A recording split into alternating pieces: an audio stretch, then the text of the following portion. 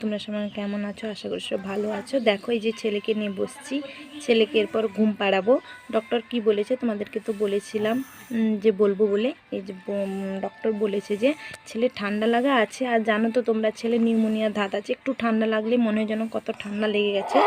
আর এই যে শব্দটা হচ্ছে সেটা নাকের আওয়াজ, কপটা বসে গেছে। আর একটা কথা বলছি যে খাওয়ার সময় ছেলের এত কোনো কষ্ট হয়, কারণ ছেলের খাদ্য নলিটা একটু ছোট, তার জন্য খাওয়ার সময় এত শব্দ হয়। ঠান্ডা লাগলে তো এমনিতেই একটু শব্দ হয়। আর হচ্ছে কি বলো তো, ছেলের তো মাথাটা ছোট, এই দেখো ছেলের তো মাথাটা ছোট, মাথায় কিছু বাড়ছে না, কিন্তু এই যে গলা, এই যে মুখ টুক এগুলো বাড়ছে, তো তার জন্য ঠান্ডা লাগলে না এই যে আওয়াজটা না, আরও আওয়াজটা মনে হচ্ছে। এই যে জিভটা দেখো, জিভটা যে রাখবে তার কোনো জায়গাও ঠিক মতন পাচ্ছে না, তার জন্য আরও বেশি করে আওয়াজ হচ্ছে। ডক্টর এসব বললো, ওষুধও দিয়েছে।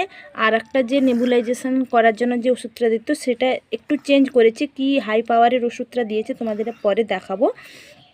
ডক্টর বলেছে এগুলো দিতে থাকো, কোনো অ্যান্টিবায়োটিক ওষুধ দেয়নি, একটা অ্যান্টিবায়োটিক ওষুধ দিয়েছে যেটা সপ্তাহে একবার করে খেতে বলেছে। এইগুলো দিয়েছে, বলছে ধীরে ধীরে কমে যাবে, আর সে শব্দটা একটু একটু থাকবে, আর বেশি ঠান্ডা লাগলে সে শব্দটা বাড়বে।